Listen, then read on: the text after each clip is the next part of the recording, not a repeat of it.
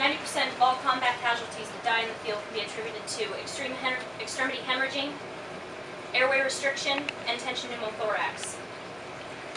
All are preventable with the proper application of life-saving principles. Based on my training, I will present the information you need to become combat lifesavers. Employing combat life-saving skills can save many of the injuries sustained during a firefight. During the minutes that follow, I will tell you how to care for a casualty during care under fire, tactical field care, and tactical evacuation.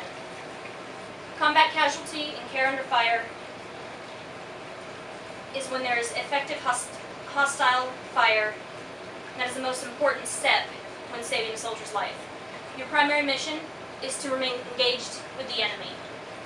Once the fire is suppressed, then you render aid to your victims.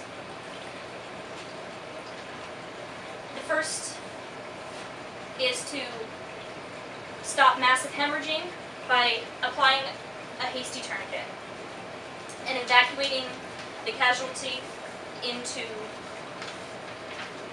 a safe location. Once the casualty is in a safe location, you can reassess your hasty tourniquets and apply deliberate tourniquets if necessary. You redress any injuries that require more extreme measures. Combat gauze is used to control bleeding in the neck, axillary, and inguinal areas that cannot be controlled by a tourniquet. To use combat gauze, you must apply proximal pressure and forcefully feed in the gauze directly onto the artery and apply direct pressure for up to 3 minutes.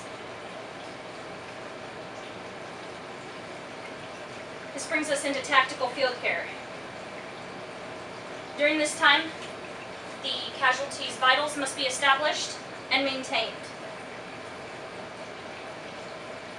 focusing on airway, respiration, circulation, hypovolemia, hypothermia, and head trauma.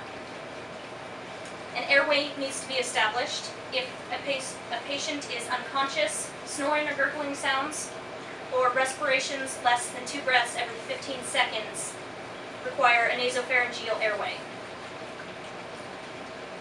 You will want to expose the chest to treat any penetrating chest wounds using an occlusive or plastic dressing. You want to monitor for signs of a tension pneumothorax, which includes bluish lips, pale skin, difficulty breathing, or tracheal deviation. If this occurs, you must perform a needle decompression using a 3.25 inch 14 gauge needle, 90 degrees to the skin surface in the second ICS above the third rib midclavicular. Moving into tactical evacuation, you must monitor the patient for vital changes and request a 9-line medical evacuation. You request a medevac in accordance with your 9-line medevac request form through the Department of the Army, which consists of global location, the casualty's nationality and status, focusing as well on latitude, longitude, location, and the type of injuries sustained. During this time, you also want to monitor the vitals and keep patients comfortable, dress any wounds that are not life-threatening, and always make sure to reassess the patient and reassure the patient. The biggest thing you need to remember is that hearing is the last sense to go on an unconscious patient. Even if they are completely unaware of anything else, they can still hear you. Provide reassuring, very safe, you're going to be okay, we're going to get you out of here, we're going to get you proper medical care kind of assurance. As you can see, these basic steps make a huge impact in the combat zone.